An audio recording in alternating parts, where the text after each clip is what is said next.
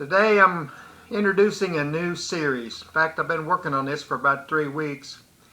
It started out to be one video where I was going to sit down, talk to you about auctions a little bit, tell some auction stories, and incorporate into that the chronological beginning of the Robinson Auction Service, coinciding when Roger and I were both young men and I was beginning to attend auctions and he was beginning to be an auctioneer.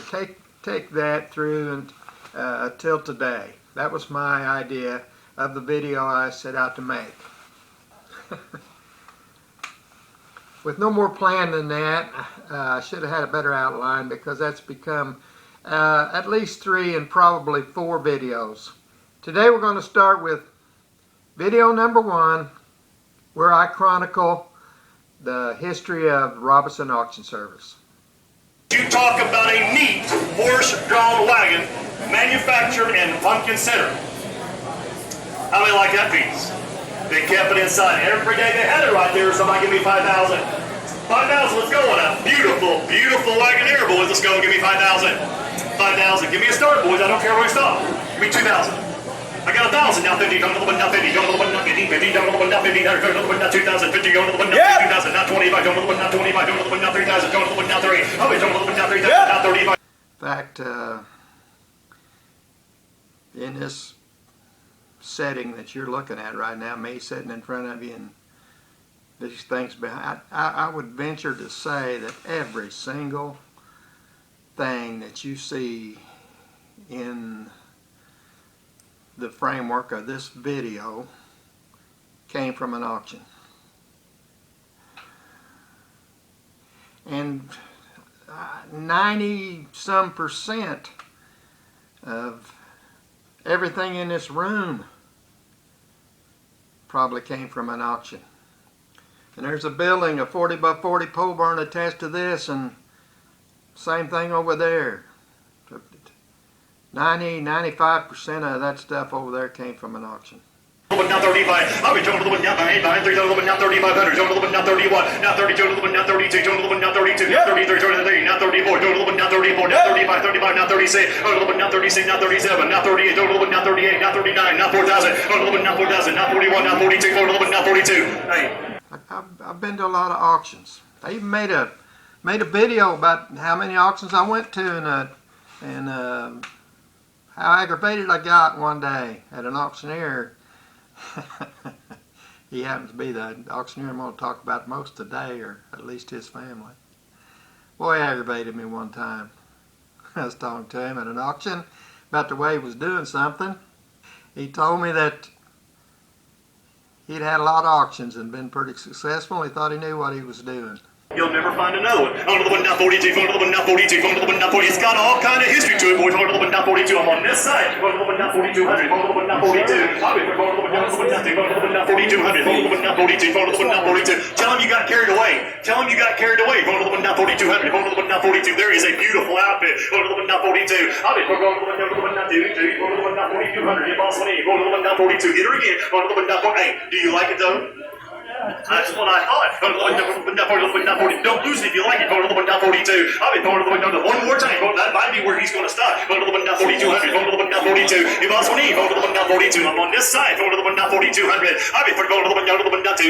Marvin, I got back down your way. Go to the one, now 42. One more time. Go to the one, now 4. I won't take so long, but I'm on a percentage. Go to the one, now 42. Go to the one, now 42. Angie, how about you? Go to the one, now 42. I'll put your flowers in there. Go to the one, now 42. I'll be one more time, sir. Go to the one, now 42. Let's see what he does.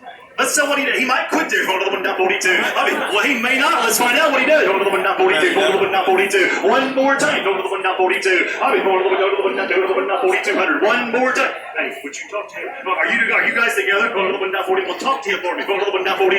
I'll be going to the one, now 42. Your boss me. Go to the one, now 4,200. One more time. Go to the one, now 42. You want it? Go to the one, now 4,200. I sold it $4,100 right over here, and it goes on 341, 341. Now, that's everything. Tom's going to go back. And I went to a lot of auctions, and I knew how many auctions I went to because I had to keep records of mileage and things like that. And I kept all those records on the backs of the auction cards. I'd write my mileage for that day on the back of an auction card. And of course, that other things were written on that card that were part of the records I kept. And when I went to an auction, I took that auction card and carried my business. I took it back home, and I had a hook over in that building there in my barn where my inventory was. I'd take a one-hole punch and punch a hole in that thing and hang that card on that hook. And some days I might come home with 4 or 5 auction cards. I covered that many auctions while I was gone. I went, got a card, tried to buy something with that many sales. Sometimes, especially on a weekend. So I didn't have to guess how many auctions I went to. At the end of the year, and I got ready to do my taxes, I took that thing down. And I looked on the date that was on the back of the first one, and it was somewhere in January. And I looked on the date on the back of the last one, it was somewhere in December. And I counted those cards. So I knew how many auctions I'd been to. I had a card for every one of them. And what my record was 384. Went to 384 auctions one year.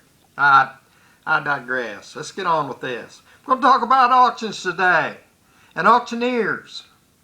And I don't have any plan. I'm just going to take off and go. But the only plan that I have is I'm going to try not to mention anybody's name as I tell these stories, because some of the stories may not be nice stories, or I might not be saying nice things about people. So I'm going to try not to mention names. The one place I'm going to violate that is you're going to hear the name Robinson all day long, because I'm going to talk about auctioneers, but I'm going to talk mostly about the Robinson Auction Service. I'm going to try to keep this video talking about Roger Robinson and his family and the auction service that bears his family name, from where it began to where it is today. And one other name that I think I'll mention on purpose right now is Mark Boyd. And I just mentioned that name. I'll tell you why I mentioned it in just a minute. I'll mention it again. But I'm going to mention Mark Boyd's name. I'm going to try to leave everybody else's name out of it. But you know how I am. I get sometimes on a rant or on a sojourn or talking about this and that, and I may just say something, and if it's not too bad, I'll leave it in. If it is too bad, I'll edit it out. But I'm going to try to just be myself, talk about auctions today. Going to begin with Roger Robinson, a gentleman from Orange County, down around Orleans somewhere. I've never been to his place, but he's got a farm down there somewhere. I think he was a school teacher back when he was a young man. I'm not sure about that either, but I think that's right.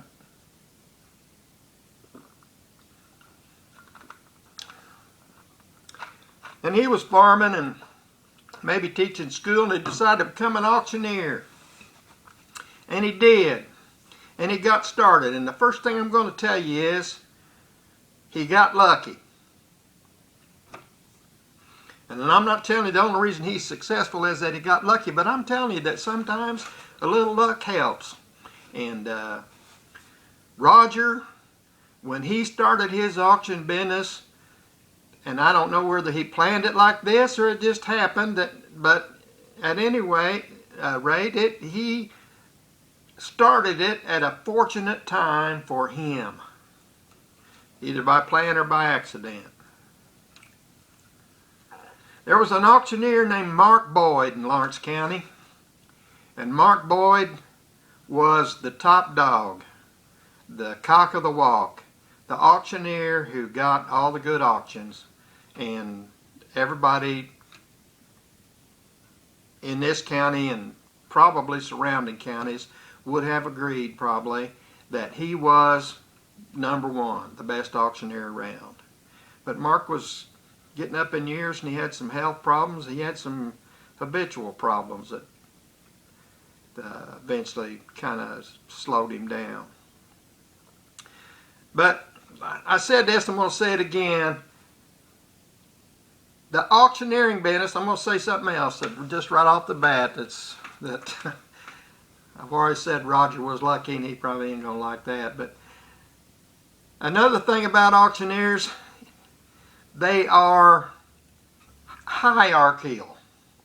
In other words, in any given location, there is a pecking order among the auctioneers. The general public's view or impression or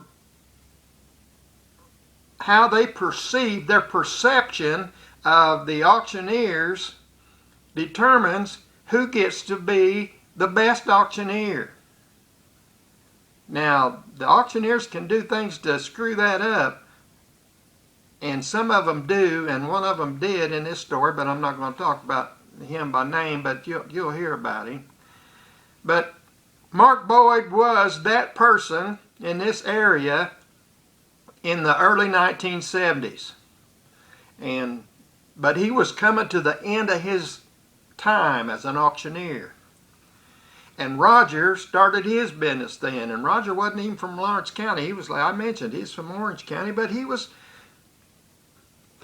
close to Lawrence County. And most of the auctions that were available came from Lawrence County, and then there were others in other little counties around. But Mark Boyd was the top dog in this county and in surrounding counties. But he was coming to an end. So that left an opening for somebody. And before Roger started his business, we had another auctioneer in the counter who was probably number 2 to Mark in the early part of his career. But then when Mark started tapering down, this auctioneer started elevating in that perception of who's the best auctioneer to get. And by the time Roger started, this other fella was number 1. Wasn't Mark anymore. It's this other guy. And he had auctioneer talents. He was good at calling a sale and selling stuff and getting as much money for it as that day was going to allow. We'll stop a minute and go back to where I started to go a while ago and got sidetracked. The auctioneer who is number 1, who gets the best sales, who has the most good sales with the most good merchandise to sell, becomes the best auctioneer in an area. And sometimes in the hierarchy of things, he becomes number 1, and he stays number 1 for as long as he wants to, or as long as he's able to. It's up to him or her to mess that up once they get that position. They got to mess it up. That's where I say Roger, in part, was lucky, because he didn't start out number 1. He started out having to scratch and claw and do all the things that beginning auctioneers have to do to get a good sale, because everybody wants to go to the guy who's number 1 and get the most for their stuff. And the best merchandise with the biggest crowd produces the best auctioneer. That's what it amounts to. Getting the best stuff and getting the biggest crowd. So I'm going to give Roger this. He didn't start out with that advantage. He started out, I don't know what number he was, maybe 2 or 3. We had other auctioneers around here and in our county. But he wasn't number 1. He wasn't even close. And he and I have this in common. We started out probably real close together. So when he started out as a young man being an auctioneer, I was a young man going to auctions. And I'd been a young man going to auctions for a little while. I was going to auctions before Roger ever started. I don't know whether I went to his first auction or not, but I began going to his auctions among those very first auctions. that he had. And it got to where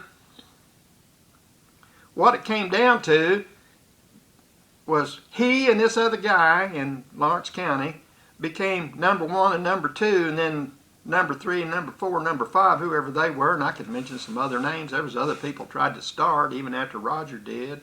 There's other people that have been in the business but never did do very well at it. And lots of them come and go. They start, they try, they can't get the good sales, they get discouraged, they give up, they quit. But Roger, he hung in there. And it got to where, in my way of thinking, when I got ready to go to an auction that weekend or that day that the auctions were, or whatever it was, and back in those days most of the auctions were on Saturday. The best auction of the week was usually on Saturday, and there were usually more than one to pick from. I looked at the handbill, the advertisement in the paper, and they had long, expensive ads where they listed everything that somebody might be interested in their ads, because that ad was what was going to cause people to decide whose auction to go to. That's not totally true. Some people were going to go to one guy's auction no matter what. Some people were going to go to the other guy's auction no matter what because of their own reasons. But a whole bunch of people were going to go to what they thought was the best auction that day. And they determined that by reading the sale bill. And sometimes if the auctions weren't too remote from each other, they might go by one and look it over, go early and go by the other one, look it over, and then decide from looking at it which one they wanted to go to. And that's what I usually did.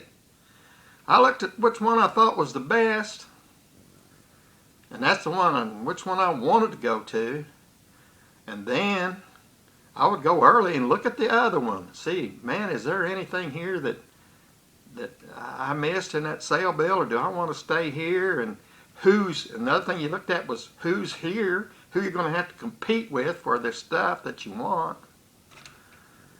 And those are things that you learn going to auctions. And then sometimes I would leave and go to the other one, and if things weren't going for me, go back. But that's how you determined how to go to an auction in those days, because the best auctions were usually on Saturday. So you couldn't just go to one this time and go to the other guys the next day. That's not the way it was. You had to pick out which one you want to go to, or try to figure out some way to cover both of them. And after a while, my rule became go to the best auction, but if I can't determine which one I think's the best, I went to the Robinson auction. And the reason I did that was, and this is a key thing that an auctioneer should understand, that savvy people that go to auctions get a perception of, Roger Robinson was by far, in this case it wasn't a hard choice to make, he was by far the most above board, honest, trustworthy, morally compassed auctioneer of the choices I had. I trusted him to be doing the right thing, not to be doing, every trade, lawyers, people talk about lawyers and how they do stuff. People talk about politicians and how they do stuff. And people talk about auctioneers and how they do stuff and the different things that they do that are, maybe they're not against the law, but they're just not above board. They're not honest. They're not forthright. And that's how it is with auctions and auctioneers. So in this area, Roger Robinson was that person who I trusted to be doing the right thing the most time. And like I said, it was a pretty easy choice in those days, because the other guy, he was a slick Willie. You name an auctioneer tactic or trick or under the table kind of activity, you name any of those things that auctioneers do that cause people to think they're unscrupulous, he was good at all of them, and even beyond that. One time was at an auction over in another town. This guy's having a sale, and one of the things that he was good at was seeing bids. I mean, he could see them anywhere. I mean, a little breeze blowing, and there's a maple tree back there against the fence, and a limb blows a limb like that. He saw that as a bid. That limb waved at him. He took that bid from that maple tree. And once he saw that maple tree was willing to bid, if he had somebody over here that he thought was willing to bid for a ways more, he took bids from that maple tree. Well, he'd get this bid and go back and forth between the maple tree and this person. And yeah, that maple tree, it was doing this. It was back there in the breeze. And then sometimes he'd go way beyond where he should. And this poor person that didn't know any better had what I called a deer in the headlight look in their eyes. Sometimes they paid severely because that maple tree was willing to bid, or that trash can was willing to bid, or that fire hydrant was really willing to bid, or that red Ford with its tailgate down over in the parking lot was willing to bid. This guy could see those bids coming. And one day, I started this story to tell you that my middle daughter was at a sale, and she was trying to buy a bedroom suit. And this bedroom suit started, and I don't think before this bidding started I even knew my daughter was at the sale, but I saw this auctioneer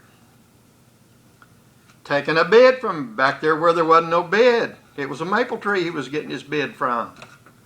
And I looked to see who the pigeon was, and it was my daughter.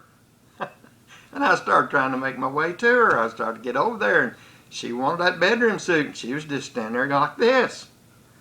And finally, she was going to be the owner of the bedroom suit, but I said, whoa, whoa, whoa, stop, hold it.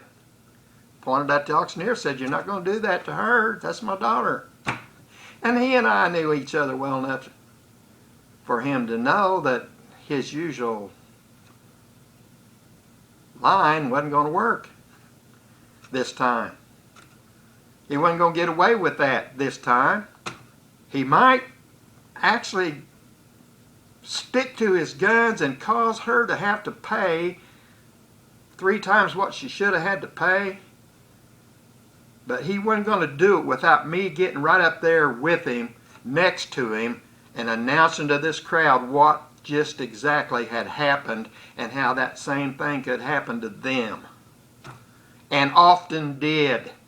And even that day, when you bought that wheelbarrow a while ago, you should have bought it for $30. Instead, you paid $85. That kind of thing. He knew that I knew. And he knew that I was going to get right up there with him and tell everybody. And he didn't want that. He didn't want that to happen. So he motioned back to his tree, and he said, wasn't you bidding? And of course nobody back there answered. The tree couldn't say, yeah, I was bidding. He said, I thought you, and he just acted like he was talking to somebody. He said, I thought you was bidding. He said, well, what was the last bid I had? And I said I think it was like $60, something like that, instead of the $215 that he was trying to get from my daughter. You might have had a legitimate bid of $60. So why don't you start there and see if you can get somebody to bid $65? And he did. He did just what I asked him to.